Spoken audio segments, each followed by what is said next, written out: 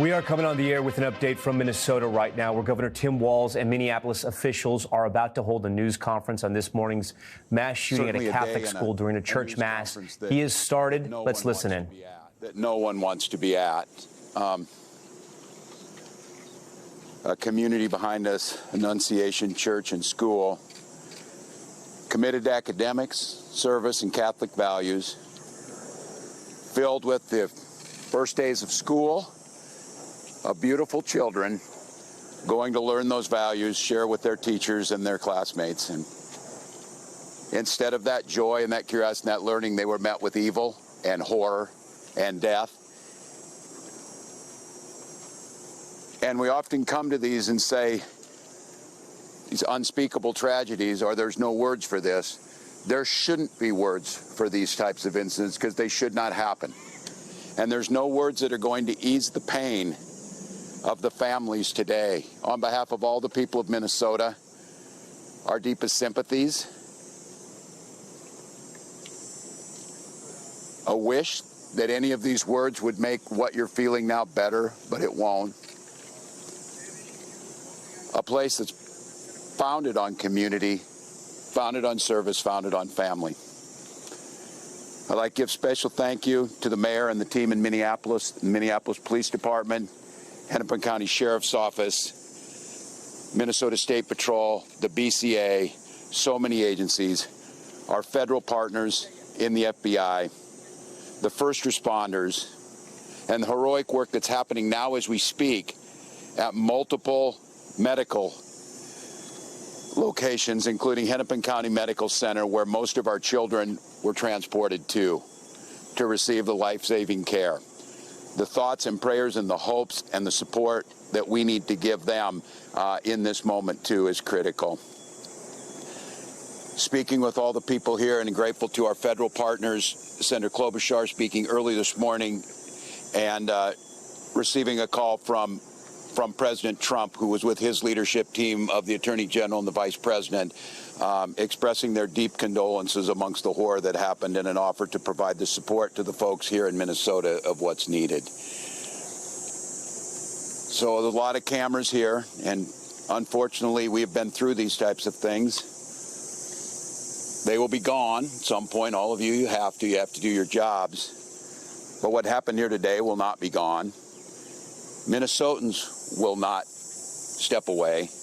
We'll stand with this community. We'll redouble ourselves to do the best we can to understand what we can do to prevent any parent from having to receive the calls they received today, from any school dedicated to children having to respond to a situation that, as we said, is unthinkable, but that's all too common, not just in Minnesota, but across this country. It's Minnesota's day today, and it's my strongest desire that no state, no community, no school ever experiences a day like this. So I ask the rest of the folks around the country who are watching, keep us in your thoughts and prayers, but also keep us in the thoughts for action together. And it's on these days like this, I think, and I hope we can hold on to it. We are unified as a community. Everybody across the country today is part of the Annunciation Parish, and they're with those families. With that, Minneapolis Mayor Jacob Frey. Thank you, Governor. Throughout the morning, we have seen this extraordinary Minneapolis family step up in thousands of different ways. People with strength, resilience, compassion, and love for the families that have been forever impacted by this heinous act. We want to make sure that we're doing everything possible for them right now, and I want to give a special thank you, and we are so grateful to all of the faculty and the teachers at Annunciation. The way that they acted during severe threat and danger was nothing short of heroic.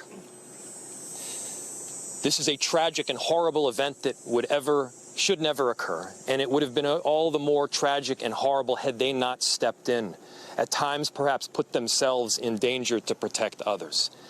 As horrible as this has been, it could have been far worse. I'm grateful for our law enforcement partners, our police officers in the Minneapolis Police Department and other law enforcement agencies well beyond that step up, that answered the call to make sure that they were running towards danger when so many of the rest of us would have run in the other direction. Thank you. We are so appreciative of your service. To Principal DeBoer and your whole team, the ethic that you have showed, the love that you've shown, it's flat out incredible. And at the same time, look, we need to be doing more than talking. It can't just be words. There needs to be action. And when we have seen school shooting after school shooting, when we have seen churches get shot up by horrible actors, I think the impetus has to be on all of us as leaders to do a whole lot more, to recognize that we've got more guns in this country than we have people.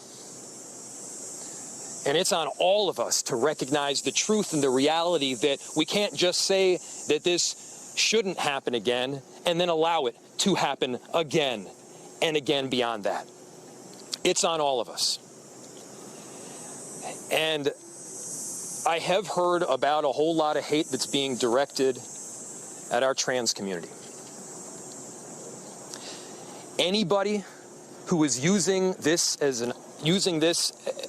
an opportunity to villainize our trans community or any other community out there has lost their sense of common humanity.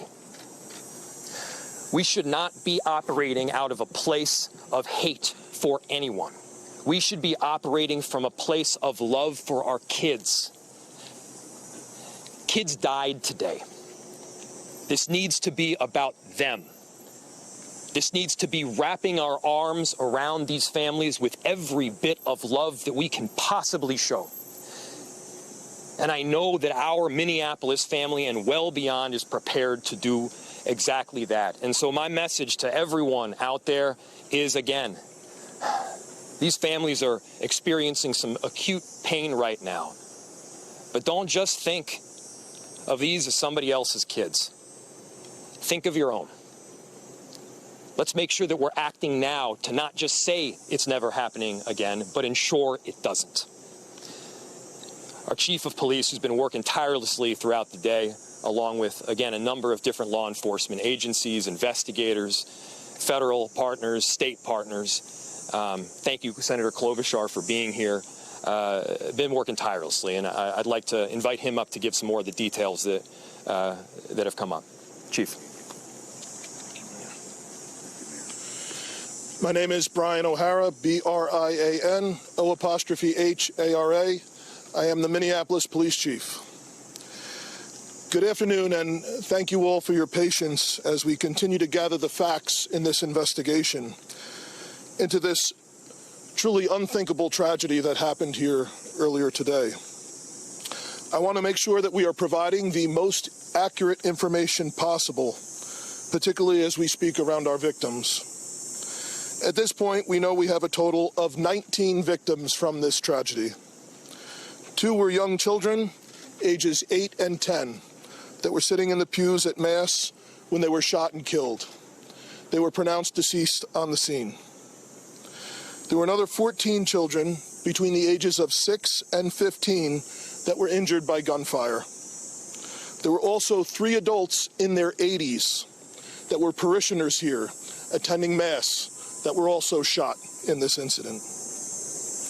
The families of all of the children that have been affected have been notified. The coward that shot these victims took his own life in the rear of the church.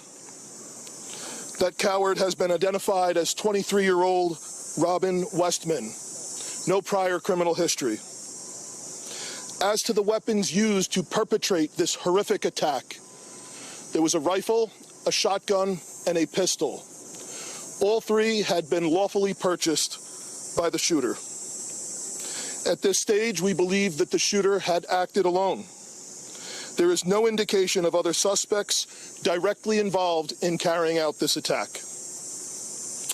Our investigators are working with other agencies in the process of executing 4 search warrants. One is for the church itself, where this crime occurred.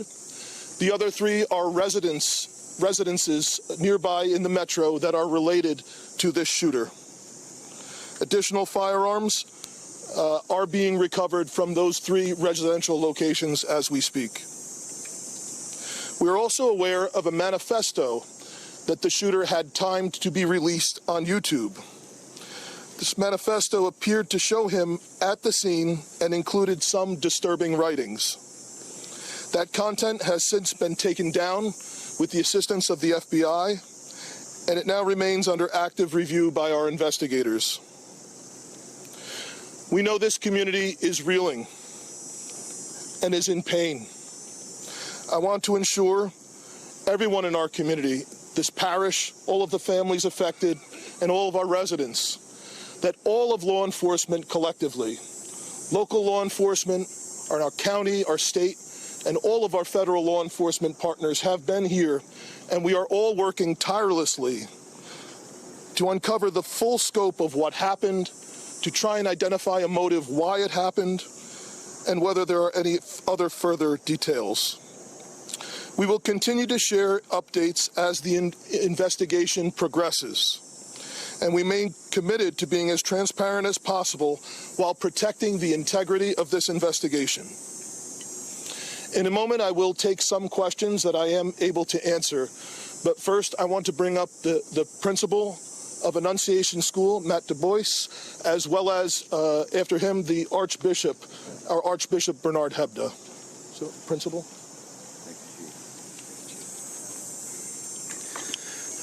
Good afternoon, everyone. To any of our students and families and staff watching right now, I love you. You're so brave, and I'm so sorry this happened to us today. Within seconds of this situation beginning, our teachers were heroes. Children were ducked down. Adults were protecting children. Older children were protecting younger children. And as we heard earlier, it could have been significantly worse without their heroic action. This is a nightmare, but we call our staff the dream team. And we will recover from this. We will rebuild from this. When we planned for this school year, we intentionally chose a theme from the prophet Jeremiah chapter 29, a future filled with hope. There's nothing about today that can fill us with hope. We, as a community, have a responsibility to make sure that no child, no parent, no teacher ever has to experience what we've experienced today, ever again. I need everybody to commit those words to your speech patterns, never again. We lost 2 angels today. And please continue to pray for those still receiving care. We can't change the past, but we can do something about the future. There's an African proverb that says, when you pray, move your feet. So I beg you, I ask you to please pray, but don't stop with your words. Let's make a difference and support this community, these children, these families, these teachers. Never again can we let this happen. I love you, Annunciation family. We're with you, and we will be stronger when this is done. Archbishop Hebda will be coming next.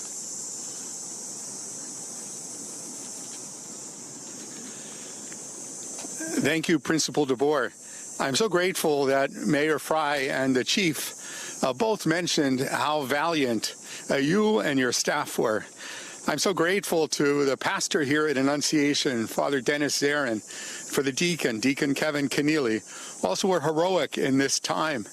But how sad it is, for sure, not only for the families who are directly involved, but indeed for families everywhere who feel the threat that comes from an event, a tragedy like today's. I would never want to correct a principal, but Principal DeBoer said it wasn't so clear where would be the source of hope. And brothers and sisters, we have to be men and women of hope. Already today, I've been receiving messages from all over our country promising prayers. And I think it's the prayers of the feet as well, Principal. That is, for me, is a source of hope, just as we see families stepping forward to help those who have been impacted by this terrible tragedy. Very grateful that Principal DeBoer spoke about prayer. Certainly that the bell in a Catholic church is always a call to prayer, and so it's a reminder for us for sure to be praying. And we have to recognize that it's through prayer and through that prayer of the feet, through that action, that we can indeed make a difference. That has to be the source of our hope. I was particularly pleased today to receive a message from Pope Leo. If you'd bear with me, I'd like to share that with you. It comes directly from Cardinal Pietro Parolin, who's the Secretary of State, and it reads like this. His Holiness Pope Leo XIV was profoundly saddened to learn of the loss of life and injuries following the shooting that took place at Annunciation Church in Minneapolis. And he sends his heartfelt condolences and the assurance of spiritual closeness to all those affected by this terrible tragedy, especially the families now grieving the loss of a child, while commending the souls of the deceased children to the love of Almighty God. His Holiness prays for the wounded as well as the first responders, medical personnel, and clergy who are caring for them and their loved ones. At this extremely difficult time, the Holy Father imparts to the Annunciation Catholic School community, the Archdiocese of St. Paul and Minneapolis, and the people of the greater Twin Cities metropolitan area, his apostolic blessing as a pledge of peace, fortitude, and consolation in the Lord Jesus. My brothers and sisters, that gives me some hope. We know that the Holy Father, Pope Leo, did his hospital training right here in Minneapolis. So he knows our community, and he's been reminding anybody visiting from Minnesota that he spent some time here. We're very grateful for his blessing, but I, like those who have spoken before, ask that you would continue to look for those ways of supporting those who have been impacted today, not only with your prayers, but also with your action. Thank you. And Chief, I now turn this back to you for your questions.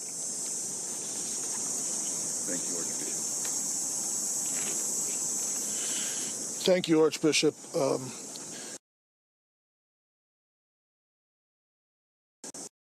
And additionally, we will let you know when we can provide some updated information. How are the injured students doing? What are their conditions at this point? The question from Matt was, how are the injured students doing? I believe all of them have their parents with them now, and they are all expected to survive. All of the remaining victims are expected to survive. There is a range of injuries, however. Chief, you said the weapons were acquired legally. Do we know when Yes. and where they were acquired? I can tell you they were purchased recently. Chief, can you tell us anything more about a possible motive here? We've also heard reports that the suspected shooter's mother was employed here at some point. Can you confirm that as well? Okay. So the question was on a possible motive and a relationship to the church or to the school. I have no information to share on a motive other than saying again that there was some sort of manifesto that was timed to come out on YouTube. It's been taken down, and our investigators are going through that to try and develop a motive from that. Additionally, there are these 3 search warrants happening in residential locations, and we may very well, find more information or writings that could give some sense to that, but we don't have that now. And I cannot confirm a relationship between the suspect or his family and this church at this time, but that's obviously something we're looking very closely at. Can you confirm at this point whether it was in fact by the suspect, or you believe at this point that it is in fact from him? And second question. What was by the suspect? I'm sorry. Manifesto that you've been talking about. Yep. So the question was about the manifesto. We do believe it was by the suspect, yes. And we understand that we've seen some documents about a name change that somebody with the same name as the suspect has filed for a few years ago. Yep. Do you believe this to be the same person, that Robin Westman was in fact born with a different name at this point. And can you speak a little bit more about the identity? Yep. So the question was about the suspect, and he had a name change at some point in the past. I cannot confirm that, other than confirming the identity, the name that I gave you, the age. That is the suspect. That's the person that we believe has caused this. Chief, you mentioned these videos posted on YouTube, seemingly scheduled to be posted right after the shooting. Is there anything that the suspect posted days prior, months prior, that could shed any light on your mindset? Yep. So the question was, we mentioned that the YouTube videos were scheduled to be posted. Is there anything else in social media that may shed some light into this?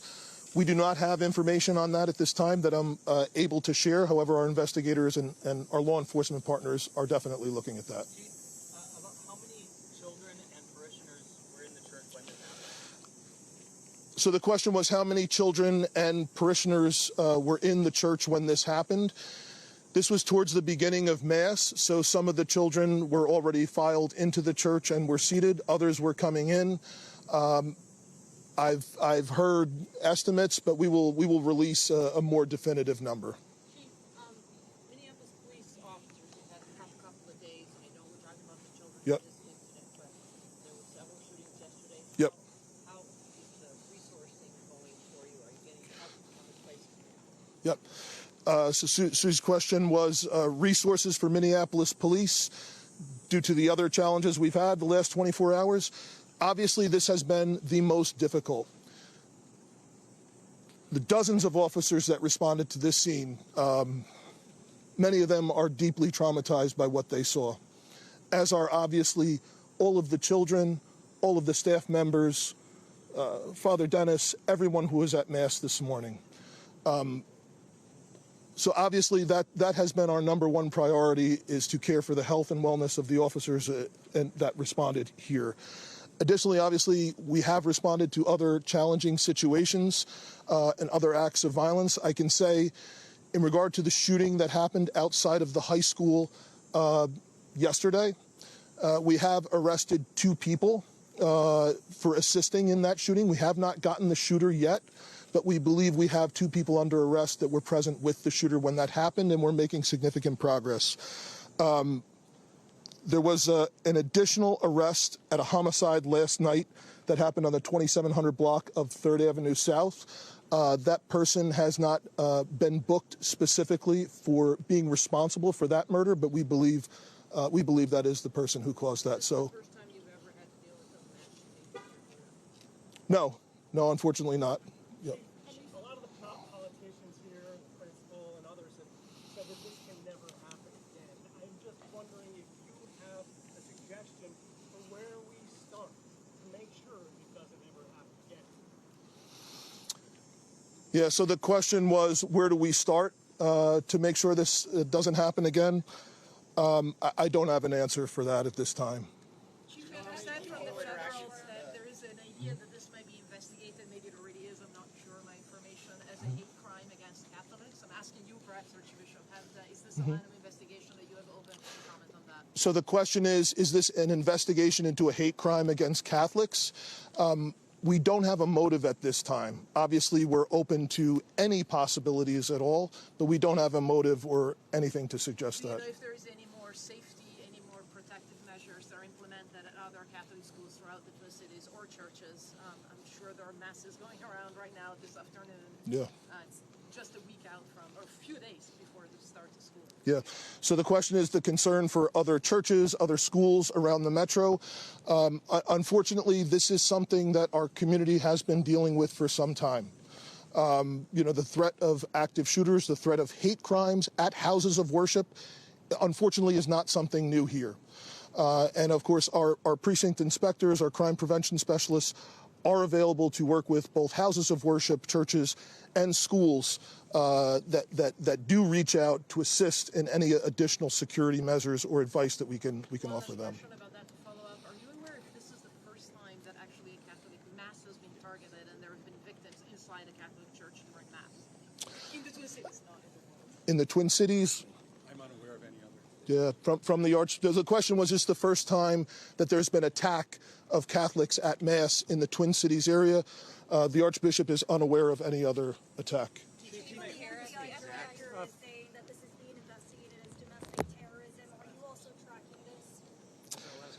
The question was, is it being investigated by the FBI?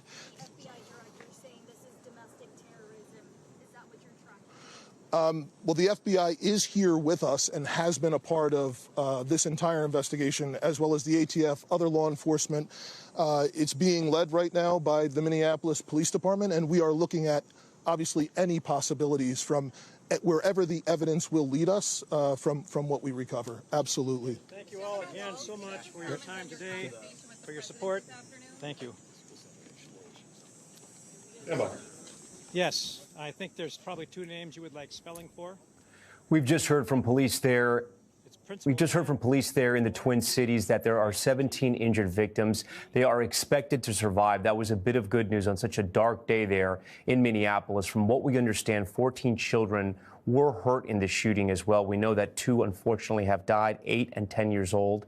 But that those 14 that are in the hospital right now, the parents are all with them. They are expected to survive. There were also 3 adults in their 80s, from what we understand, that were parishioners at the church when this shooting took place. From what we understand from police so far, the gunman, who has been identified as Robin Westman, has a manifesto that police and the FBI are looking at right now, went to the church and started shooting outside of the church into the church. And because of this, we know at least 2 children are dead. They were children from that school you see right there, Annunciation Catholic School and Church. As is customary, there is church usually on Fridays at Catholic schools across America, usually on the first of the month.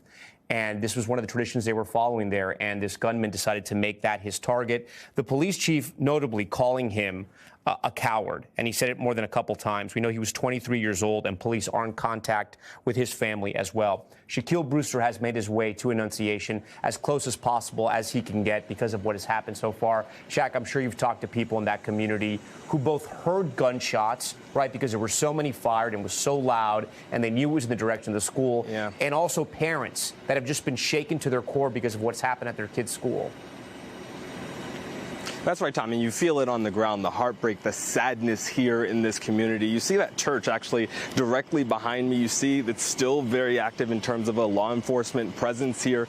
Police say it was about 8:30 a.m. local time when you had the shooter pull up, park outside, and begin firing into that church through the stained glass windows. They even said in the earlier press conference that apparently the shooter barricaded one of the doors, or at least 2 of the entrances to that church before beginning that attack. You mentioned 2 children, Tom, were killed in this attack. You have 17 others who are in the hospital or were at least hospitalized through this. The latest update that we got from the hospital, at least 7 people were in critical condition. So people are still calling for prayers and thoughts for those who are still fighting for their lives right now. But you talked about the members of the community here and what they've been having to deal with. We've been hearing accounts from students inside that church talking about ducking under the pew. One student, a 10-year-old 5th grader, saying that his friend laid on top of him, took a bullet for him, and saved his life. And he said, "I hope my friend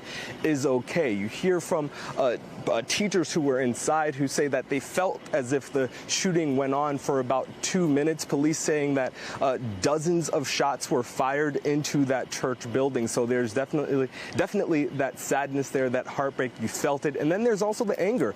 You heard it from the principal of the school. You heard it from the mayor of Minneapolis saying that thoughts and prayers are not enough, saying that in an earlier press conference, the children were literally praying. They were in school at the time when this attack happened. So there's a lot of frustration and hope that the community, yes, will come together, but that there will be something that happens after this devastation, Tom. Shaq, stand by for us. Our affiliate CARE spoke to that 5th grade boy you mentioned named Weston, who was sitting near the windows where the shooter fired through. He said he was so close to the shots that he got gunpowder on his neck, at least that's what it felt like, and that his friend was wounded while trying to protect him. Here's what Weston had to say. The first one, I was like, what is that? I thought it was just something, and then when I heard it again, I just ran under the pew, and then I covered my head. My friend Victor, saved me, though, because he laid on top of me, but he got hit. Your friend laid on top of you? Yeah, and he got hit. Is this something that you've practiced before? Yeah, we practice it, every month, or I don't know, but Yeah, we've never practiced it in the church though. Only in school, so it was way different. Was your mom super happy to see you? Yeah. Give you a big hug? What was that hug like? I just felt like relieved, kinda. Yeah. I was very happy. A little boy talking about a shooting inside of his church at school. I want to bring in Joe Fryer here. Joe knows this community very well. Joe, you've worked in this community. You have family relations in this community as well, roots in the community. I feel for you. I feel for obviously everyone in that community. And you know, you can't imagine what the parents are going through who lost, as the principal said, 2 angels today.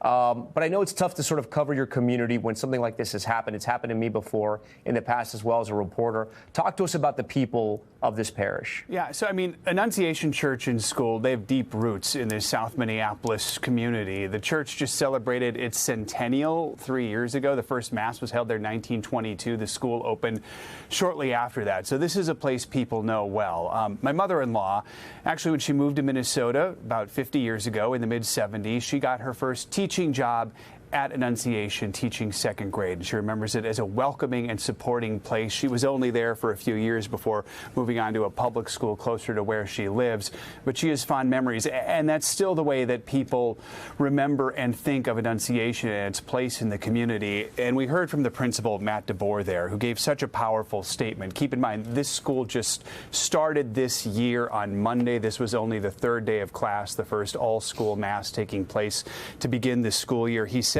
the theme for this year was a future filled with hope. He said that was inspired by Scripture, Jeremiah chapter 29, verse 11. You look up that Bible verse. It says, "For I know the plans I have for you, declares the Lord, plans to prosper you and not to harm you, to give you a future and a hope." And those are especially hard words to hear when you consider what happened to those 2 young children who were killed while sitting in pews in church today, as well as the many others who were injured of all ages. The principal also said, "We lost 2 angels again, but we have a responsibility to make sure this never happens again," and repeated those words, "never again," noting that the faculty and the teachers there were heroes, saying that this was a nightmare, but they were the dream team today. Tom. Yeah, and quoting that famous African proverb, when you pray, make sure to move your feet as well. Joe, stand by for us. Great to have you part of this coverage. I do want to get over to Tom Winter, who covers criminal justice for us and law enforcement. We know that the shooter's name is Robin Westman. At one point in his life, he was Robert Westman, 23 years old, if I'm correct. It sounded like he left a manifesto. What more do we know about him, Tom? Or about them, I should say. Yeah, sure, Tom. So we've gone through a whole host of videos that were left behind online, as well as what he said. So the videos show a series of diaries, a series of writings, and he flips through them much the way if I were to show you a book and flip through it right now as you and I are talking. And some of it is not written in English. It's written in an Eastern European language, still trying to comb through that. There is a handwritten sketch, a diagram of a church. Not clear if it's this particular church that is included in there. There are many violent things that he whispers under his breath as he's going through there. The bottom line, the themes of this in that manifesto that was referenced there by Chief O'Hara is suicidal thoughts, an apology to his family, extremely violent thoughts all throughout all of the writings and everything that we've seen. He also shows the gun magazines that perhaps were the exact magazines that he used in the shooting today. On one of them, he referenced the President of the United States saying, "Kill Donald Trump." There's other political references in there. So this is somebody who espoused a whole host of views, none of which neatly fit into any sort of box that's out there, but it is certainly incredibly violent. The FBI Director, Kash Patel, putting out a statement on social media tonight saying this is going to be investigated as a potential act of domestic terrorism and as a hate crime. Of course, with this individual being deceased, that pretty much ends that portion of the investigation. Right now, they would just try to see if anybody had helped him at any certain point. But as the chief alluded to here, they're not looking for anybody else at this stage. They believe that he acted alone and that those 3 weapons, a rifle, a shotgun, and a pistol, were all apparently purchased legally and purchased recently. So no indication that anybody bought the weapons for him. The question for the family members and for his friends is whether or not anybody saw anything in advance and could have possibly said something. But obviously much more on that as the day develops, Tom. And then, Tom, you think about his target, right? We have fortified schools in America. We have fortified synagogues. But as a Catholic and a Christian, churches across this country are very much still churches. Some do have protection, not all of them. But it is impossible, unless you turn every single place of worship, house of worship, into a fortress, to have prevented this shooting.